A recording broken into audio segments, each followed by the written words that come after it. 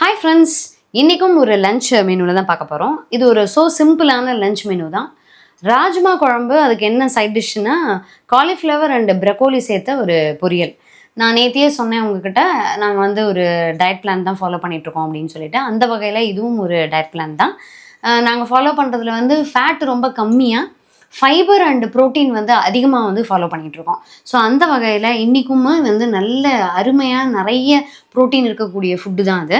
So அதில் இன்றைக்கி வந்து நம்ம ராஜ்மா குழம்புக்கு கொஞ்சம் நம்ம அரைச்சி விட்டு அதெல்லாம் செய்வோம். அதே மாதிரி இந்த ப்ரக்கோலி அண்ட் காலிஃப்ளவர் தனித்தனியாக நம்ம செய்வோம். பட் இன்றைக்கி வந்து ரெண்டுமே சேர்த்து செய்கிறோம். ஒரே மாதிரியான ஃபேமிலி தான் ரெண்டுமே, பட் கொஞ்சம் டேஸ்ட் டிஃபர் ஆகுது. அதே மாதிரி இவ்வளவு பொரியல் நமக்கு வந்து செலவழியுமான்னு தெரியல. அதனால் இதில் வந்து பாதி பாதி கரெக்டாக எடுத்துக்கலாம் அப்படின்னு சொல்லிட்டு, இன்னொரு பாதியை நம்ம ஏதாவது வெஜிடபிள்ஸ் சேர்த்து செய்யக்கூடிய உப்புமா, அந்த மாதிரி ஒரு ஏதாவது குருமா பண்ணும்போது நம்ம யூட்டிலைஸ் பண்ணிக்கலாம் அப்படின்னு சொல்லிட்டு. ஸோ அதனால் இப்போ 2 வகையான வெங்காயமும் எடுத்து வச்சுருக்கேன். சின்ன வெங்காயமும் எடுத்திருக்கேன், பெரிய வெங்காயமும் எடுத்திருக்கேன். ஸோ ராஜ்மா குழம்புக்கு வந்து சின்ன வெங்காயத்தை யூஸ் பண்ணிக்கலாம். இந்த ப்ரக்கோலி பொரியல், காலிஃப்ளவர் பொரியலுக்கு வந்து பெரிய வெங்காயத்தை யூஸ் பண்ணிக்கலாம். தேவையான அளவுக்கு தக்காளி அதெல்லாமே இருக்குது. ஸோ இப்போ நம்ம வந்து என்ன பண்ணிக்கலாம் அப்படின்னா, சமையல் வந்து ஸ்டார்ட் பண்ணிடலாம். எப்படின்னா, அரிசி வந்து ஊற வச்சாச்சு. சாப்பாட்டுக்கு வந்து முன்னமே அரிசி ஊற வச்சுட்டேன். இதுக்கு தேவையான அளவுக்கு தண்ணி. அகெயின் நான் யூஸ் பண்ணுறது வந்து அக்ஷயா பொன்னி. ஒரு பங்குக்கு வந்து 3 பங்கு அளவுக்கு தண்ணி வந்து யூஸ் பண்ணுறேன். அதுக்கேற்ற மாதிரி குக்கரில் தண்ணி ரெடியாக இருக்குது. அதனால் சாப்பாடை வந்து ஃபஸ்ட்டு வச்சுருவோம். ராஜ்மாவை பொறுத்த வரைக்கும் நீங்கள் ஓவர் நைட்டு கிட்டத்தட்ட வந்து ஒரு 10 மணி நேரம் ஊற வைக்கிறது வந்து எப்போதுமே சேஃபு. ஏன்னா இது வந்து நிறைய நேரம் வேகும். அதே சமயத்தில் வந்து உங்களுக்கு நல்ல வெந்தால் மட்டும்தான் இது வந்து நல்லா டைஜஸ்டும் ஆகும் நமக்கு. அதனால் 2 வகையான ராஜ்மா வந்து இதில் நான் யூஸ் பண்ணியிருக்கேன். ஒன்று வந்து சின்னது, இன்னொன்று வந்து பெருசு. கிட்னி பீன்ஸ் அப்படின்னு சொல்லுவாங்க அதை. அதில் வந்து பெரிய சைஸ் ராஜ்மா, சின்ன சைஸ் ராஜ்மா ரெண்டுமே வந்து ஊற வச்சுருக்கேன். ஸோ இதை வந்து நல்லா இந்த குக்கரில் போட்டு ஹை ஃப்ளேமில் ஒரு 4-5 விசில் வந்ததுக்கப்புறமா சிம்மில் ஒரு 10 நிமிஷம் வச்சு வேக வச்சிடலாம். கொஞ்சமாக தண்ணி விட்டுக்கலாம் மூழ்கிற அளவுக்கு. இது கூடவே உப்பு, கொஞ்சம் மஞ்சள் பொடி சேர்த்து வேக வச்சுருவோம். ப்ரக்கோலி, காலிஃப்ளவர் ரெண்டையுமே வந்து நல்லா ஆஞ்சு வச்சுருக்கேன். ஆக்சுவலி பார்த்தீங்கன்னா, இந்த காய்கறிகள் பார்த்தாலே பாவமாக இருக்குதுன்னா, வெயிலுக்கு வந்து ஆகிடுது எல்லாமே. அவ்வளவு ஃப்ரெஷ்ஷாக வாங்கிட்டு வந்த வெஜிடபிள் தான். கொஞ்ச நேரம் வெளில வச்சோன்னு வச்சுக்கோங்களேன், அவ்வளோ வாடி போயிடுது. அவ்வளோ வெயில், சரியான வெயில். இப்போ வந்து தண்ணியில் மஞ்சள் பொடி, உப்பு போட்டு வச்சுருக்கேன். நல்லா கொதி வரும் பொழுது நம்ம நறுக்கி வச்சுருக்கக்கூடிய இந்த காலிஃப்ளவர் அண்டு ப்ரக்கோலியை வந்து அதில் போட்டுடலாம். கொஞ்சம் ஓரளவுக்கு ஒரு நல்லாவே இதை நம்ம ஃப்ரை பண்ணும்பொழுது தான் கொஞ்சம் சீக்கிரமாகவே எடுக்க சொல்வேன் நான். ஒரு போட்ட அடுத்த செகண்ட் ஒரு 30 செகண்ட் எடுத்து வெந்நீரில் போட்டு எடுத்துடலாம்னு சொல்லுவேன். பட் இது பொரியலுங்கிறதுனால இது நல்லாவே அதுக்குள்ளே இருக்கலாம், ஒன்றும் தப்பு இல்லை. ஒரு 75% வெந்தாலும் நமக்கு வந்து ஈஸியாக தான் இருக்கும். அதனால் நான் வந்து எண்ணெய் கண்டென்ட் கம்மியாக யூஸ் பண்ணுறதுனால மேக்ஸிமம் பாயில்டு கண்டென்ட் நிறைய சாப்பாடு தான் வந்து பயன்படுத்துகிறோம். அதனால் வந்து கொஞ்சம் வெந்தாலும் ஓகே தான். ஸோ சாப்பாடை நிறுத்திட்டேன், ராஜ்மாவும் நிறுத்தியாச்சு. இப்போ அடுத்து ராஜ்மாவுக்கு ரெடி பண்ண ஆரம்பிச்சிடலாம். இந்த ப்ரக்கோலி அண்ட் காலிஃப்ளவரை வெந்நீரில் போட்டுட்டு தேவையான திங்ஸை வந்து ராஜ்மாவுக்கு நறுக்க ஆரம்பிச்சிடலாம். வறுத்து பொடிக்கிறது என்னங்கிறத நான் உங்களுக்கு வறுக்கும்போது சொல்கிறேன்.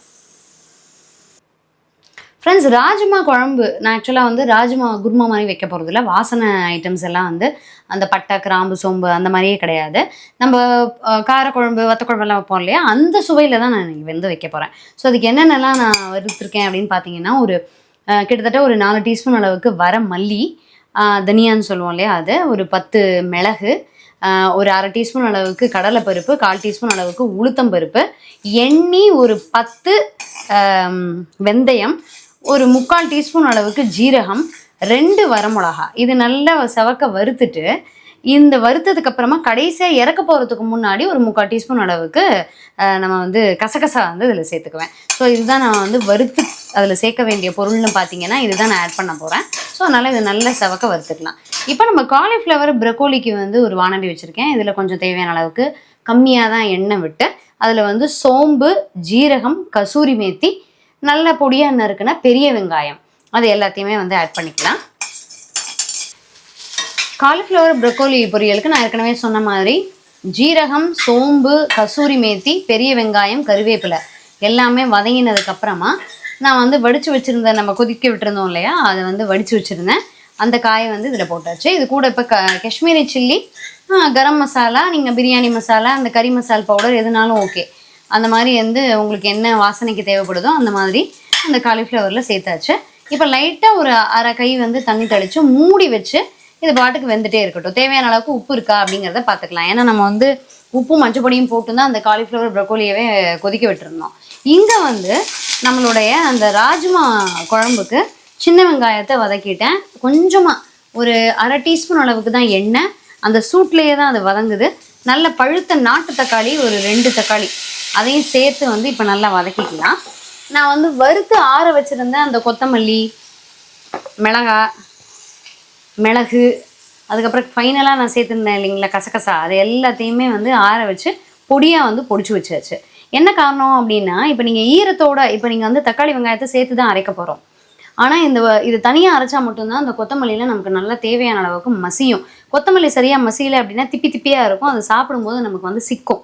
அதனால் இந்த பொடியை நல்லா அரைச்சிட்டு அதுக்கப்புறமா இப்போ நம்ம வதக்கக்கூடிய இந்த பொருளையும் சேர்த்து வந்து நம்ம அரைச்சிக்கலாம். அதோட கிரேவியாக நல்லாயிருக்கும், ஊற்றி சாப்பிட்றதுக்கு சூப்பராக இருக்கும் நம்ம ராஜ்மா குழம்பு. ஸோ இது கூட வந்து மஞ்சள் பொடி, உப்பு அதெல்லாத்தையும் சேர்த்து வதக்கிக்கலாம்.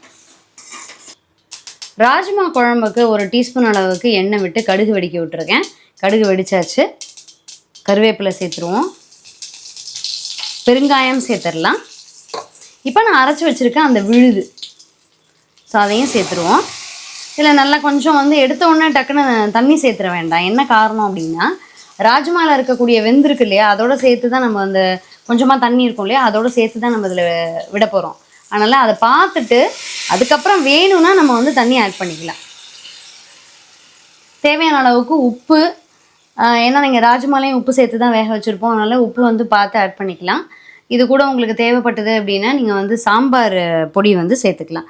ஸோ இதில் வந்து கொஞ்சமாக தண்ணி விட்டு நான் இந்த கிரேவியை வந்து மிக்சியில் ஒட்டிகிட்ருக்கு இல்லையா ஜாரில், அதை கொஞ்சம் இதில் ஆட் பண்ணிக்கிறேன். இப்போ இந்த ராஜ்மா கூட எல்லாமே சேர்ந்து கொதி விட்டுருவோம். ஒரு 5 minutes to 10 minutes வரைக்கும் இது மாதிரி சிம்மிலே வந்து இது கொதிச்சுதுன்னா ராஜ்மா குழம்பு ரெடி ஆகிடும். ஸோ இன்னும் கொஞ்சம் நம்ம அதில் தண்ணி ஆட் பண்ணால் கரெக்டாக இருக்கும். அதனால் இதில் நான் தண்ணி ஆட் பண்ணி இதில் அலம்பி விட்டுடுறேன். இப்போ நம்ம காலிஃப்ளவர் ப்ரக்கோலி பொரியல் வந்து ரெடி ஆகிடுச்சு. இது கூட நல்லாவே ஒரு அரை கைப்பிடி அளவுக்கு கொத்தமல்லி தழையை கட் பண்ணி இடையில சேர்த்துட்டேன். இப்போ இது நல்லாவே உங்களுக்கு பார்த்தீங்கன்னா அந்த அளவும் குறைஞ்சிருக்கும், நல்லா மசிஞ்சு சூப்பராக வந்தாச்சு. ஆஃப் பண்ணிட்டேன் நான் அடுப்பை. ஸோ ராஜ்மா குழம்பு நான் சொன்ன மாதிரி ஒரு 10 நிமிஷம் நல்லா மூடி விட்டு கொதிக்க வச்சு பார்க்கலாம். ஃப்ரெண்ட்ஸ், சமையல் எல்லாமே முடிஞ்சுது. குழம்பு இப்போ ஆஃப் பண்ணிடுவேன். சூப்பராக நல்ல புழுங்கலரிசி சாப்பாடு பொலபலன்னு ரெடி ஆகிடுச்சு. காலிஃப்ளவர் ப்ரக்கோலி பொரியல், நல்ல மசாலா பொரியல். நான் ஆல்ரெடி சொன்ன மாதிரி ராஜ்மா அந்த மசாலா அரைச்சி விட்டோம் இல்லையா, அதெல்லாம் சேர்த்து நல்லா வந்து ஒரு 5 to 10 நிமிஷம் வரைக்கும் கொதிக்க விட்டாச்சு. நல்லா சுட சுட சாதத்தில் போட்டு சாப்பிட்டோம் அப்படின்னா அந்த ராஜ்மா குழம்பு செம டேஸ்டியாக இருக்கும். நான் ஆயில் வந்து ரொம்ப கம்மியாக தான் விட்டுருக்கேன்னு சொன்னேன். ஸோ எங்கேயுமே உங்களுக்கு அந்த ஆயிலோட இதே தெரியாது. ஸோ அதை ஆஃப் பண்ணிடலாம். இந்த காம்பினேஷன் ரொம்பவே சூப்பராக இருக்கும். நல்ல low fat, high fibre, high ப்ரோட்டீனான ஒரு லஞ்ச் மெனு இது. நீங்களும் ட்ரை பண்ணி பாருங்கள். ட்ரை பண்ணி பார்த்துட்டு எப்படி இருந்ததுன்னு சொல்லுங்கள். இன்னும் ஒரு நல்ல அருமையான வீடியோவில் சந்திக்கலாம். தேங்க்யூ.